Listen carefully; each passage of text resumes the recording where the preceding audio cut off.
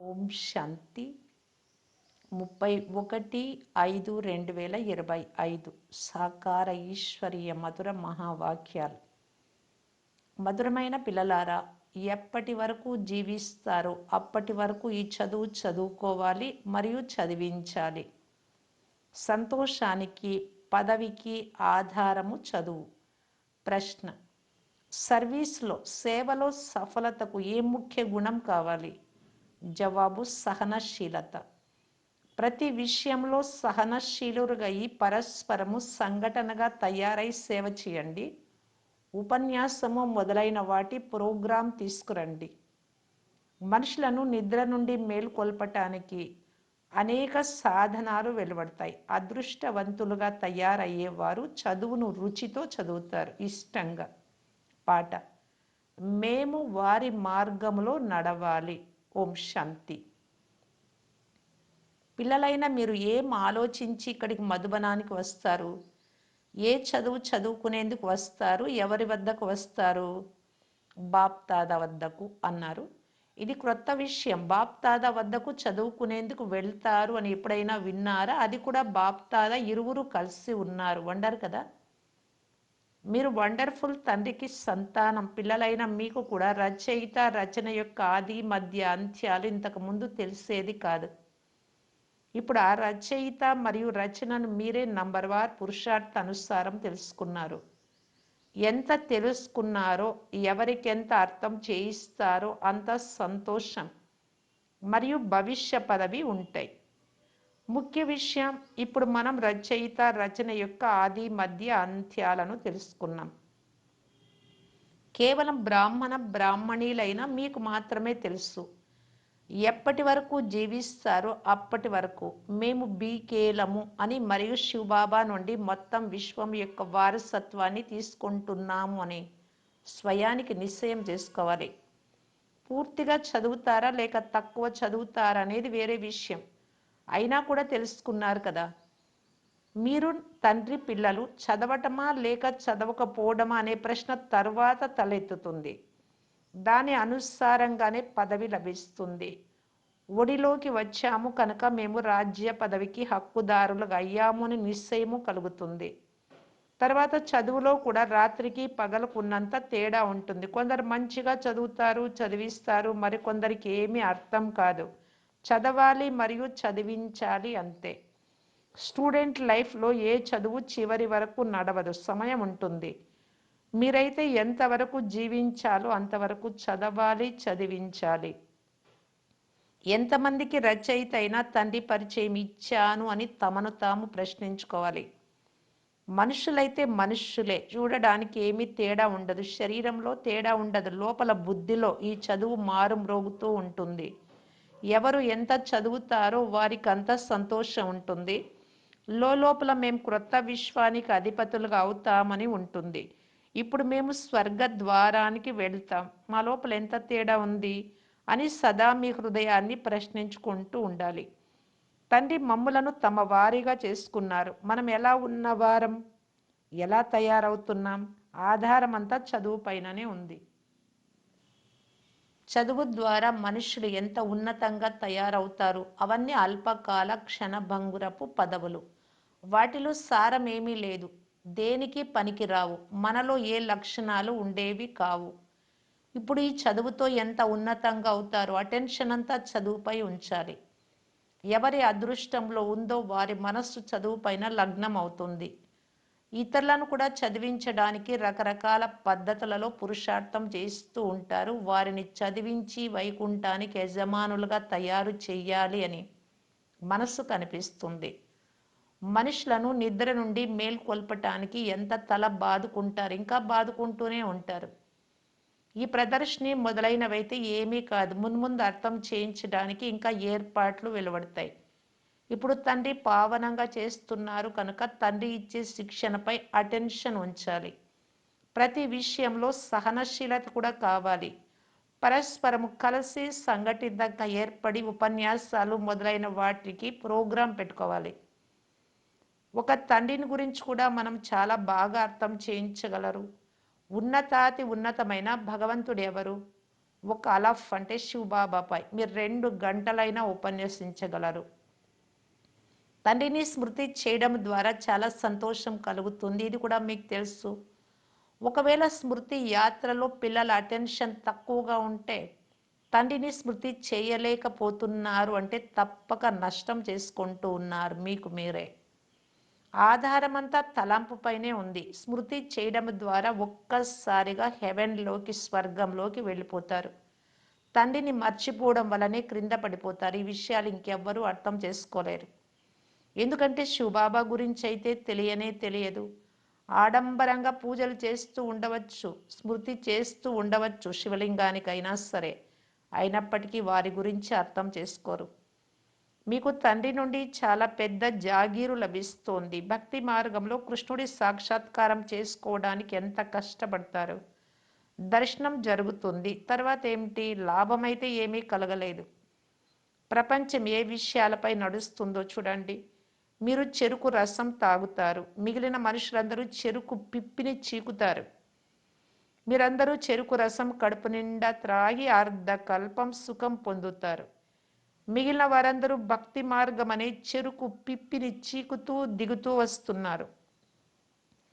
ఇప్పుడు తండ్రి ఎంత ప్రేమతో పురుషార్థం చేయిస్తున్నారు, కానీ అదృష్టంలో లేకపోతే అటెన్షనే పెట్టరు మీ పైన. మీరు స్వయం పైన పెట్టరు, ఇతరులను కూడా పెట్టనివ్వరు.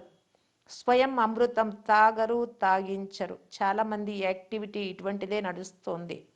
ఒకవేళ పూర్తి రీతిగా చదవకుంటే, దయాహృదయులుగా అవ్వకుంటే, ఎవరి కళ్యాణము చెయ్యకుంటే అలాంటి వారు ఏ పదవి పొందుతారు? చదువుకొని చదివించి వారు ఎంత ఉన్నత పదవి పొందుతారు? చదవకపోతే ఏ పదవి ఉంటుందో ఆ రిజల్ట్ కూడా మున్ముందు తెలిసిపోతుంది.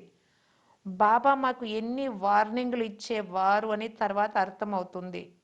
ఇక్కడ కూర్చున్నప్పుడు మేము అనంతమైన తండ్రి దగ్గర కూర్చున్నాము అని బుద్ధిలో ఉండాలి. వారు కల్పం ముందు మాదిరిగా పైనుండి వచ్చి శరీరం ద్వారా మనల్ని చదివిస్తున్నారు. ఇప్పుడు మనం మరలా తండ్రి ముందు కూర్చున్నాం. వారితో పాటు మనము నడవాలి, వదిలి వెళ్ళిపోరాదు. తండ్రి మనల్ని వెంట తీసుకెళ్తారు. ఈ పాత శరీరం వినాశనం అవుతుంది. ఈ విషయాలు ఇంకెవ్వరికీ తెలియదు. ఇలా మీలో మీరే మాట్లాడుకోవాలి. ఖచ్చితంగా ఈ పాత ప్రపంచం సమాప్తం అవ్వనున్నది అని మున్ముందు అందరూ తెలుసుకుంటారు, కానీ ఏమీ పొందలేరు చివరిలో. ఈ విషయాలు ఇంకెవ్వరికీ తెలియవు. టూ లేట్ అయిపోతారు. లెక్కాచారం సమాప్తం చేసుకొని అందరూ వాపస్ వెళ్ళాలి. ఇది కూడా తెలివైన పిల్లలే తెలుసుకుంటారు. సర్వీస్లో హాజరై ఉన్న పిల్లలు తల్లిదండ్రులను ఫాలో చేస్తారు. తండ్రి ఎలాగైతే ఆత్మిక సేవ చేస్తారో అలా పిల్లలు కూడా సేవ చేయాలి. ఈ ధ్యాస గల పిల్లలు చాలా మంది ఉన్నారు. వారి వలె తయారవ్వాలి అని బాబా వారి మహిమ చేస్తారు. టీచర్ అందరినీ కలుస్తారు. ఇక్కడికి కూడా చాలా మంది వస్తారు. ఇక్కడైతే పెద్ద టీచర్ కూర్చున్నారు. తండ్రిని స్మృతి చేయకపోతే ఎలా బాగుపడతారు? నాలెడ్జ్ అయితే చాలా సహజం. 84 జన్మల చక్రం ఎంత సులభం, కానీ ఎంతగా తల బాదుకోవాల్సి వస్తుంది. తండ్రి ఎంత సహజ విషయాలను అర్థం చేయిస్తారు. తండ్రిని 84 జన్మల చక్రాన్ని స్మృతి చేస్తే నా వావలి తీరానికి చేరుకుంటుంది. సందేశాన్ని అందరికీ ఇవ్వాలి. ఎంతవరకు సందేశకులుగా అయ్యామని స్వయాన్ని ప్రశ్నించుకోవాలి. చాలామందిని ఎంతగా మేల్కొల్పుతారో అంతగా మీకు బహుమతి లభిస్తుంది. ఒకవేళ మేల్కొల్పకపోతే తప్పక ఎక్కడో నిద్రపోయి ఉన్నారు అని అర్థం.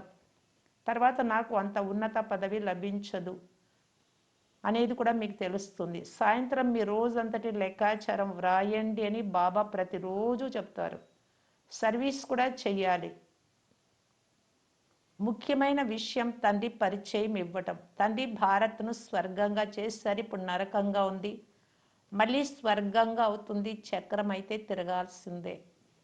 తమో ప్రధానం నుండి సతో ప్రధానంగా కావాలి. తండ్రిని స్మృతి చేస్తే వికారాలు తొలగిపోతాయి.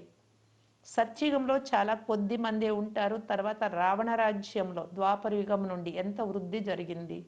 సత్యుగంలో 9 లక్షలు, తర్వాత నెమ్మది నెమ్మదిగా వృద్ధి చెందుతారు. ఇంతకుముందు ఎవరు పావనంగా ఉండేవారో వారే మళ్ళీ పతితంగా తయారయ్యారు. సత్యుగంలో దేవతల పవిత్రమైనటువంటి ప్రవృత్తి మార్గం ఉండేది. అదే తర్వాత అపవిత్ర ప్రవృత్తి మార్గంగా తయారైపోయింది.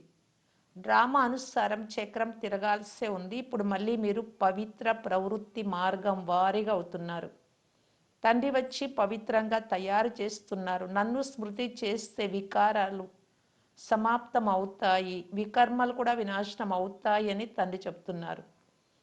మీరు అర్ధకల్పం పతితంగా ఉన్నారు, తర్వాత రావణ రాజ్యంలో పతితమయ్యారు. ఇది కూడా మీరు ఇప్పుడే అర్థం చేసుకున్నారు. మీరు పూర్తి పైసాకు కొరగాకుండా ఉండేవారు. ఇప్పుడు ఎంత నాలెడ్జ్ లభించింది, దీనితో మీరు ఎలా ఉండేవారు, ఎలా తయారవుతున్నారు. మిగిలిన ధర్మాలన్నీ సమాప్తం అవుతాయి. జంతువులు మరణించినట్లుగా అందరూ మరణిస్తారు. మంచు పడితే ఎన్ని జంతువులు, పక్షులు మొదలైనవి చనిపోతాయి. అలాగా ప్రకృతి వైపరీత్యాలు కూడా సంభవిస్తాయి. ఇదంతా సమాప్తం అయిపోతుంది. అందరూ చనిపోయి ఉన్నారు. ఈ కళ్ళతో ఏదైతే చూస్తున్నారో అది ఇంకా ఉండదు. క్రొత్త ప్రపంచంలో చాలా కొద్ది మందే ఉంటారు. ఈ జ్ఞానం మీ బుద్ధిలో ఉంది. జ్ఞాన సాగరుడైన తండ్రియే మీకు జ్ఞానం యొక్క వారసత్వం ఇస్తున్నారు. మొత్తం ప్రపంచంలో చెత్తనే చెత్త ఉంది అని మీకు తెలుసు. మీరు కూడా చెత్తలో మురికిగా ఉండేవారు. బాబా ఇప్పుడు చెత్త నుండి బయటకు తీసి పుష్పాలుగా తయారు చేస్తున్నారు. మీరు ఈ శరీరం వదిలేస్తారు, ఆత్మ పవిత్రం అయిపోతుంది. తండ్రి అందరినీ చదివిస్తారు, కానీ చాలామంది బుద్ధి పూర్తి జడంగా ఉంది, ఏమీ అర్థం చేసుకోలేరు. ఇది కూడా డ్రామాలో ఫిక్స్ అయి ఉంది. వీరి అదృష్టంలో లేకుంటే నేను కూడా ఏం చేయగలను అని బాబా అంటారు.